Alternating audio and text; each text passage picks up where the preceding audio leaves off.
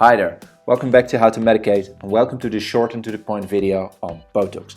In this video we cover what Botox is, how to use it, what are possible side effects and what are dangers when choosing for Botox. I also made a more in-depth video. If this might be more suitable for you, you can find the link to that video in the description.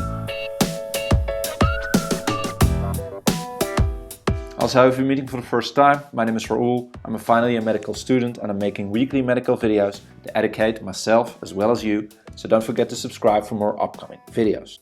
Before we start, this video is meant purely informational. This is not medical advice. And if you're looking for medical advice, always contact your own doctor. Now, to the slides. And this brings us to the slides. The generic name is Botulinetoxine A, but it's far more known under the brand name Botox, as well as Xeomin, Dysport, Azalure, Bocatur and Mioblock, and it's available as injections. So wherefore can you use Botox? It has some uses in neurological disorders like spasticity as well as chronic migraine. It can be used in bladder disorders like overactive bladder or urinary incontinence in adults, and it can be used for cosmetic purposes to decrease your wrinkles. Here it's important to note that your wrinkles can be classified in 4 stages. Stage 0 means you do not have any wrinkles. Stage 4 means you have the most severe wrinkles. And by the use of Botox, you can go back 1 or 2 stages. So if you're in stage 4, you can become a stage 3 or even a stage 2, but you will never become a stage 0. So that's important to know.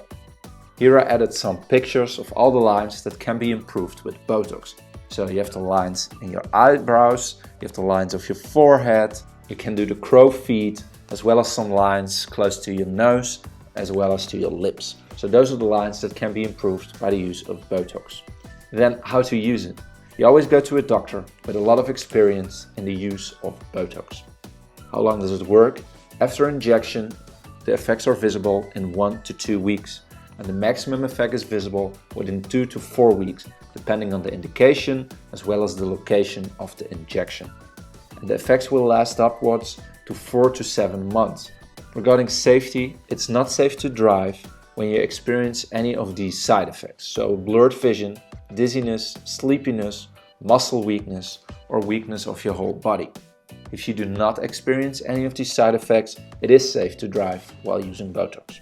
Then there are no restrictions of the combination of Botox and alcohol or any type of food.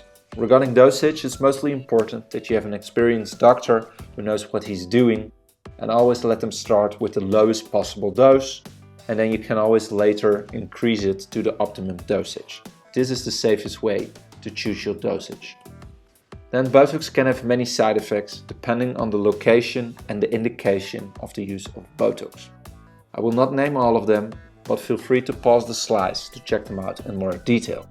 Very commonly, we can see viral infections, ear infections, urinary tract infections, muscle weakness, swallowing disorders, and pain at the injection site after injection.